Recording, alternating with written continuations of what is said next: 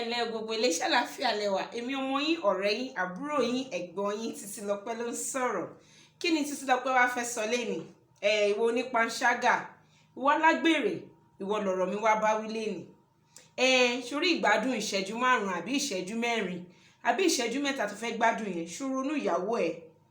Ṣé ìyàwó ẹ̀ wá sí ẹ lọ́kàn àbí ṣé àwọn ọmọ ẹ̀ wá sí ẹ lọ́kàn? Máa wò pé kò sí kankan bẹ́ẹ̀, à ń lo rọ́bà dáàbòbò, bọ̀wọ́ ti gbàgbé wípé rọ́bà dáàbòbò kò lè dáàbòbò ẹni kúrò nínú àrùn burúkú. Ṣé wọ́n ronú àwọn ọmọ ẹ̀? Ṣòro wípé tí nǹkan bá ṣe ẹ́ níbi tó ti ń ṣàgbèrè káàkiri yẹn, ṣó ronú nǹkan tó máa ṣẹlẹ̀ sáwọn ọmọ ẹ̀? Wọ́n sọ wípé fọlọ́runṣọ́ tó ń fi igi ọ̀gẹ̀dẹ̀ tó fi ń gun ọ̀pẹ kò mọ̀ wípé òun fi ẹ̀mí ara ẹ̀ òun fi ń lé gbòdò ni. Òun ṣe panṣágà, òun ṣàgbèrè káàkiri, ó gbàgbé ìyàwó tó fi sílé, ó gbàgbé wípé tó bá kó àrùn ìyàwó yẹn ló máa kó wá bá, ó gbàgbé wípé tó bá kó àrùn yẹn ó máa bá àwọn ọmọ náà nígbà tó bá ti bá ìyá wọn. Ìwọ ń sọ wípé kò sí kankan tó lè tì díẹ̀ yọ jáde, mẹ́wàá ó lè tì díẹ̀ yọ jáde.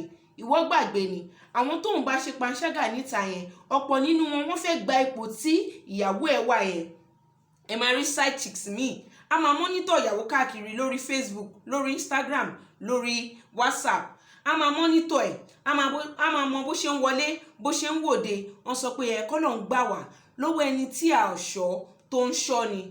Àtiwọ́ ọkọ àti ìwọ ìyàwó, tó bá fẹ́ ṣe panṣágà yẹn, tó fẹ́ ṣe àgbèrè yẹn, rántí ilé tó fi sílẹ̀. Rántí wípé òun fi ẹ̀mí àwọn tó wà nílé, òun dẹ̀mí wọn légbodò ni.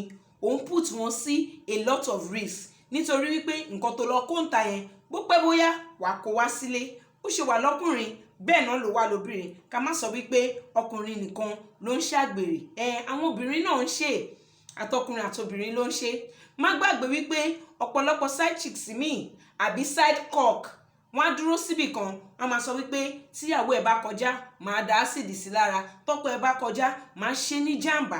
Níwọ̀n ìgbà tí ìwọ fúnra rẹ̀, wọ́n sọ pé bí ògiri ò bá lanu aláǹgbá ò lè wọbẹ̀. Nígbà tí o ti mú ògiri ilé ẹ̀ tó ti ṣí sílẹ̀, tó ti gbàyè fún ìranù, eléyìí túmọ̀ sí wípé òun dá ẹ̀mí àwọn ẹbí ẹ̀, òun dá wọn légbodò ni. Mo wá fẹ́ rọ̀ ẹ́ ni wípé níwọ̀n ìgbà tó bá ti pinnu lọ́kàn ẹ wípé o fẹ́ marry, kò sáyè fún ìranù. A kì í tẹsẹ̀ bọ omi tútù ká sọ pé òtútù mú wa.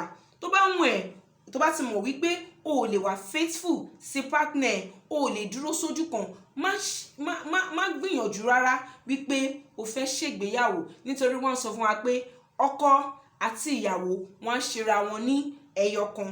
Àmọ́ nígbà tí ìwọ bá ti mú ìyàwó ẹ àbò ti mú ọkọ ẹ, o ti gbé sẹ́gbẹ̀ẹ́ kan, o wá bọ́ síta, o sọ̀rọ̀ ẹ di community prick àbí o sọ̀rọ̀ ẹ di community nyash tó ń gbé káàkiri. Jàǹbá òun ló ń kó bá àwọn aráalé ẹ̀. Wọ́n dẹ̀ sọ pé tí ọmọdé tó bá pààrọ̀ gidigba kò lè dá jẹ. Àwọn tí ò jẹ gan, wọ́n tó ọ̀bẹ jẹ́ ń bẹ̀, tí wọ́n sí níbẹ̀, wọ́n á san nínú wàhálà tó bá kó wọn sí. Mo wá fẹ́ rọ̀ ẹ́ ni wípé kò gbé jẹ́, stay one place. Ó dìgbà o, a ò ní pàdé ayọ̀.